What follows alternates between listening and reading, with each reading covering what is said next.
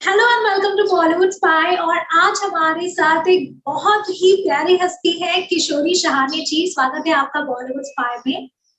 Thank you so much Roshni. Bollywood spy से बात करने में मुझे भी बहुत बहुत आनंद मिल रहा है। Thank you so much.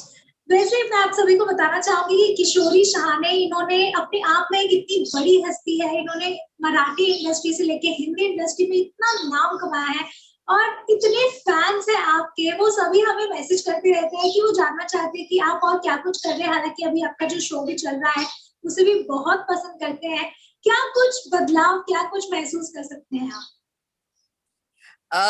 मेरी तो बहुत लंबी जर्नी रही है एंड ईश्वर की कृपा से हमेशा ही कुछ ना कुछ ऐसा सनसनीखेज चलता आ रहा है जिंदगी में कि कभी कोई मूवी प्रोजेक्ट होता है, कभी सीरियल होती है, कभी ड्रामा होता है और कभी रियलिटी शो होता है बिग बॉस की तरह। तो ऐसे कुछ ना कुछ तो लाइफ में चलता आ रहा है। एंड अभी लेटेस्ट मेरा प्रोजेक्ट यही है, गुम है किसी के प्यार में, स्टार प्लस पे जो आता है रोज रात को 8 बजे। और उसमें मेरा कैरेक्टर भी बहुत सनसनाटी है। नाम उसका भवानी है वो कैरेक्टर का। और मेरा टैगलाइन है मस्त मस्त। जी। इनफैक्ट काफी पसंद भी किया जा रहा है आपके उस कैरेक्टर को। और अभी अगर रीसेंट की बात करूं तो हाल ही में 100 एपिसोड भी कंप्लीट किए हैं शो ने।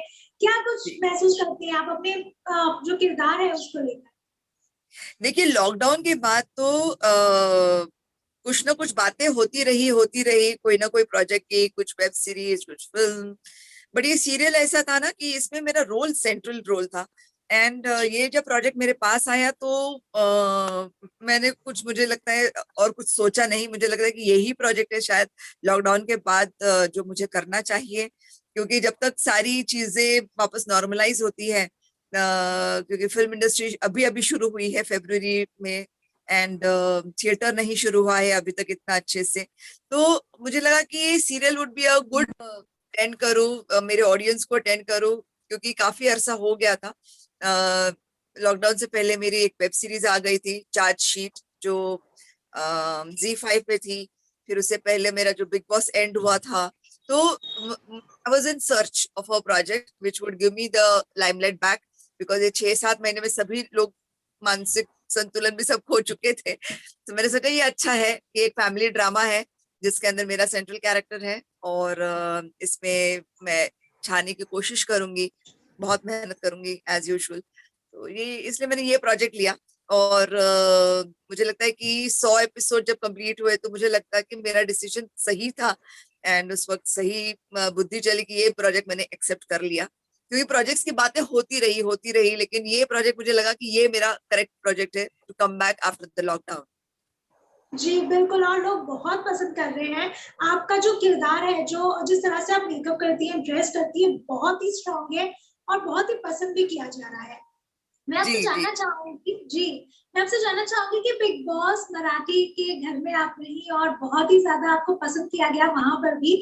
तो क्या आप कभी उस घर को मिस करती हैं? डेफिनेटली, एक्चुअली वो 100 डेज ना बहुत ही एकदम हवा की तरह उड़ गए ऐसे लगता है।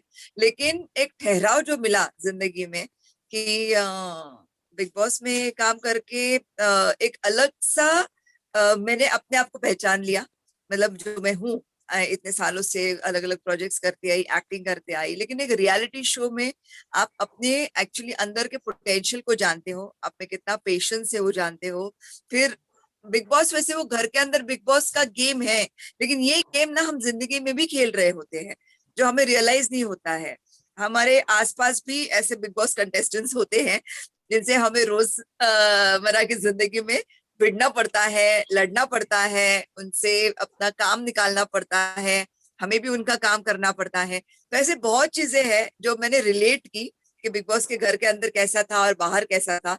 और जब मेरी जर्नी खत्म हुई, मैं shining star of the season रही, टॉप 5 में थी, और बाहर आने के बाद मैंने देखा कि बहुत प्यार मुझे दिया गया, बहुत प्यार मिला मुझे बिग बॉस की वजह से। एंड इमिडिएटली एक 2-4 महीने में लॉकडाउन शुरू हो गया। मैंने लगा, अब तो सारे जन बिग बॉस के घर के अंदर हो गए। पूरी दुनिया बिग बॉस की तरह हो गई थी, बंद कमरे में, बंद घरों में। एंड बाहर निकलने का कोई जरिया नहीं था। बस इतना सुकून था, शायद कोई फैमिलीज जो अपने आप एक साथ रही तो उनको डेफिनेटली एक दूसरे का साथ ज्यादा मिला। और लेकिन काफी जो सिंगल लोग हैं उनको भी पता चला होगा कि भाई बिग बॉस का घर कैसा होता है। कोई बाहर की दुनिया का कनेक्शन तो चलो वाईफाई वगैरह तो होता है, तो यहाँ तो फिर भी बहुत सुकून थे। लेकिन बिग बॉस का घर थोड़ा खौफनाक तो है कि अपने कोई भी नहीं होते हैं अंदर, हर एक जन कंपटीशन में लगे रहते हैं और 100 डेज 24 आवर्स ये कंपटीशन जारी रखना बहुत मुश्किल होता है मेंटली फिजिकली। ये मैं बिग बॉस के घर के बाहर जब निकली तो काफी मेंटली इतना नहीं जितना मैं फिजिकली काफी इंजुरीज हो गई थी मुझे। मतलब कुछ कभी घुटना स्प्रेन हो गया था, बॉडी एक्स बहुत बढ़ गए थे, बहुत वहां पे फिजिकल एनर्जी लगानी पड़ती है गेम्स वगैरह में भी। तो उसकी वजह से तो ये सब चीजें धीरे धीरे धीरे नॉर्मलाइज हो गई, लेकिन ये लॉकडाउन की वजह से वापस सारे जन अंदर हो गए। मैंने बोला ये क्या हो गया। एंड बट मजा आया, बिग बॉस का घर मैं मिस करती हूँ। क्योंकि मुझे बहुत जन ने पूछा कि आप हिंदी बिग बॉस में जाओगे, तो मैंने क्यों नहीं जाऊंगी। अब तो एक सीजन तो कर चुकी हूँ मराठी का, तो सेकंड सीजन हिंदी का करना जरूर चाहूंगी। तो लेट्स सी, इंशाल्लाह जब कभी आएगा मौका तो तब सोचा जाएगा कैसे करना है। बिल्कुल बिल्कुल। जैसे कि आपने कहा किशोरी जी की बहुत ही पेशेंस का काम होता है, बहुत ही ठहराव चाहिए होता है बिग बॉस के घर में रहने के लिए। एक और बिग बॉस चल रहा है, बिग बॉस सीजन 14, जो कि कलर्स टीवी पे हम देख सकते हैं। बहुत ही घमासान चल रहा है, फिनाले वीक बस आने को है। क्या कुछ कहना चाहेंगी आप उसके बारे में? किसको सपोर्ट कर रही हैं आप? कौन है आपके फेवरेट? एक्चुअली रुबीना मेरी फेवरेट इसलिए भी है क्योंकि मैं उसे पर्सनली भी जानती हूँ। मैंने उसके साथ शक्ति सीरियल में काम किया था, गुरु माँ का रोल किया था। तो इसलिए रुबीना तो है ही मेरी फेवरेट। और बहुत अच्छा खेल रही है, बहुत लड़ रही है वो सिचुएशंस के साथ। एंड मैं समझ सकती हूँ कोई कोई लोग उसे सुपीरियरिटी कॉम्प्लेक्स का इल्जाम दे रहे हैं, लेकिन मैं समझ सकती हूँ इतना कुछ अचीवमेंट करने के बाद जब कोई टोकता है, नोकता है, तो ऐसा लगता है कि यार ये कौन है, क्यों ऐसे कर रहे हैं। एक फीलिंग आती जरूर है कभी ना कभी। अभी वो कितनी जाहिर करनी है, कितनी अपने अंदर रखनी है, वही पेशेंस का काम है। तो कभी कभी वो पेशेंस दिखा देती है, कभी कभी टूट पड़ती है। तो ये तो इंसान के अंदर के अलग अलग पहलू तो निकल ही आएंगे ना, जब इतना आप 100 दिन रहते हो।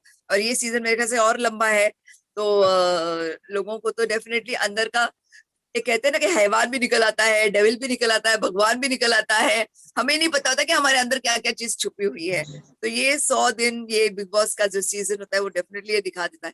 तो रुबीना मेरी डेफिनेटली फेवरेट है। राखी को मैं अच्छे से जानती हूँ, तो वो भी एक्चुअली बहुत स्वीट गर्ल है।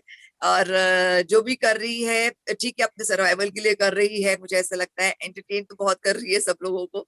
और अली भी अच्छा खेल रहा है, जास्मिन अच्छी लगती थी, लेकिन वो थोड़ा सा हंसते हंसते रोते रोते बता ही देती थी जो भी चाहिए। मतलब पता नहीं चलता था कि ये रियल मीन कर रही है कि ये छुपा छुपा के बोल रही है कि क्या। तो मतलब काफी अलग अलग इमोशंस देखने को मिल रहे हैं।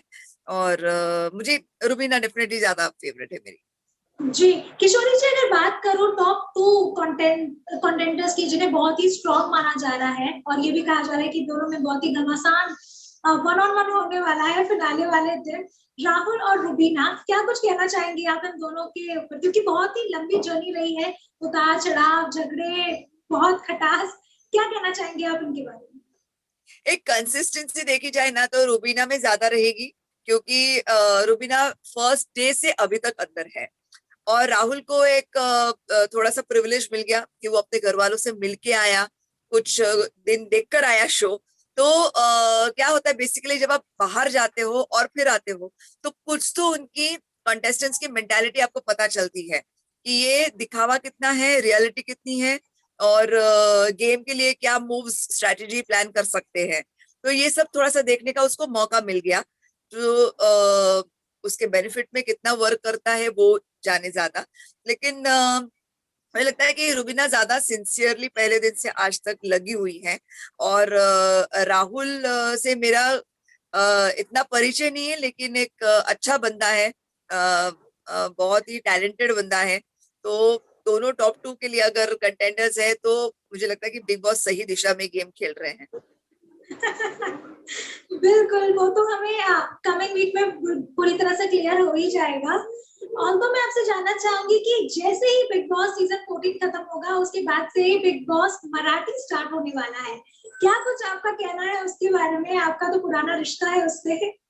हाँ, मैं भी एक्चुअली थोड़ा सा एक्साइटेड हूँ और जानना चाहूंगी कि अब नेक्स्ट कंटेस्टेंट्स कौन है, क्योंकि एक्चुअली हर सीजन में क्या होता है कि लोग एक दूसरे को सीख के एक दूसरे की पर्सनैलिटी बनने की कोशिश करते हैं। ये आप ना कुछ दिनों तक कर सकते हो। मेरे साथ ये हुआ था कि मैंने बिग बॉस कुछ ज्यादा ऑब्जर्व किया नहीं था। बिग बॉस से मराठी सीजन 2 करने के बाद मैं अब देखने लगी हूँ, जैसे सिद्धार्थ शुक्ला का देखा और अभी ये सीजन देख रही हूँ, तो थोड़ा सा इन टच रहने की कोशिश करती हूँ। लेकिन इससे पहले मैं इतना इंक्लाइंड नहीं थी, तो मैं किसी का कैरेक्टर कॉपी नहीं कर रही थी। लेकिन मैं देख रही थी कि मेरे आसपास कोई ना कोई जो थे, जो कॉपी करते थे एक, कि उस सीजन में उसने ऐसा किया था तो मैं भी ऐसा करूं, इससे टीआरपी बढ़ेगी, इससे मेरी विजिबिलिटी बढ़ेगी। तो ये सब मुझे लगता है कि ऐसा नहीं खेलना चाहिए। और मराठी सीजन 3 में मैं, मुझे अगर पूछा जाएगा, कोई कंटेस्टेंट मुझे कांटेक्ट करेंगे एडवाइस के लिए, तो मैं उनको वही बोलूंगी, भाई आप जो ओरिजिनल हो, उसके लिए आपको कास्ट किया गया है, तो आपकी ओरिजिनलिटी जितनी बाहर आएगी, उसी से आप आगे बढ़ सकते हो। जी बिल्कुल। हम आपसे एक सीक्रेट भी जानना चाहेंगे कि बिग बॉस सीजन 3 मराठी आने वाला है एंड डेफिनेटली आपको अप्रोच किया ही गया होगा कि एटलीस्ट आप वहां पर जाएं या फिर अपीयरेंस दें। क्या कुछ है? हम बिल्कुल जानना चाहते हैं इसके बारे में। नहीं नहीं, जेन्युइनली स्पीकिंग कोई अप्रोच नहीं आया है अभी तक मराठी सीजन 3 के लिए। एंड मैंने जैसे कि कहा कि ये बहुत सीक्रेट मिशन रखते हैं, पता नहीं चलता है आखिर तक कौन कंटेस्टेंट जा रहे हैं आ रहे हैं। इनफैक्ट जब मुझे भी ये ऑफर आई थी बिग बॉस सीजन 3 की, तो मैं देखती थी कि वो हम लोग की मीटिंग्स भी ऑफिस में नहीं हुई है। हम लोग की मीटिंग्स किसी कॉफी शॉप में, किसी होटल्स में, रैंडम जगह, जहां पर भनक भी ना लगे कि जर्नलिस्ट कहाँ पहुंच सकते हैं। क्योंकि ऑफिस के राउंड जब एक्टर्स या सेलिब्रिटीज करने लगते हैं, तो नेचुरली जर्नलिस्ट बाहर ही खड़े होके गेट के बाहर से पता लगाना शुरू कर देते हैं कि कौन जा रहा है अंदर। जो सीक्रेट जी मिशन होती है, तो और जानने की उत्साह, मतलब ये क्यूरियोसिटी होती है कि और कौन जा रहा है और कौन जा रहा है। तो ये सब बहुत ही सीक्रेट मिशन ऐसे रखते हैं। थोड़ा बहुत कुछ मुझे शायद पता चल भी जाए towards the beginning of the show. एकदम अभी तो मैं कुछ जानकारी नहीं दे पाऊंगी। ओके। हम चाहेंगे कि जैसे ही आपको कुछ जानकारी दे, आप बॉलीवुड स्पाई के साथ जरूर वापस से जुड़ के हमें भी बताएं। और दो मैं सारे ही दर्शक और सभी की तरफ से ये पूछना चाहूंगी कि आप हमें और किस तरह से दिखने वाली है। We like to know your upcoming projects, क्योंकि करंटली जो आपका किरदार है वो बहुत पसंद किया जा रहा है। We would like to see you more. Definitely, thank you so much for that. And मुझे लगता है कि एज ऑफ नाउ ये जो सीरियल है वही मेरी, I am banking on it. And बाकी एड्स वगैरह काफी कर रही हूँ और इवेंट्स काफी कर रही हूँ। लेकिन प्रोजेक्ट प्रोजेक्ट एज सच गुम है किसी के प्यार में, this is my right now the current project. और इसके अंदर से एक्चुअली मुझे वक्त भी नहीं मिलता है कुछ करने का। जैसे आपसे भी मेरे कितने दिनों से मेरी बात हो रही है और आज हम लोग को मुलाकात करने का वक्त मिला। तो this is what is happening actually in my daily life, and I am very busy with गुम है किसी के प्यार में। Okay, thank you so much, Kishori thank ji, for joining with us on Bollywood Spy. It was lovely having a conversation with you. You Roshni, thank you Bollywood spy for speaking to me. Thank you. मैं चाहूंगी कि मेरे सारे ही viewers हमें comment section में जरूर बताएं कि कितना अग्री करते हैं आप किशोरी जी के राय से, और कितना पसंद आता है आपको उनका किरदार गुम है किसी के प्यार में। हमें कमेंट सेक्शन में जरूर बताएं और बने रहिए बॉलीवुड स्पाई के साथ।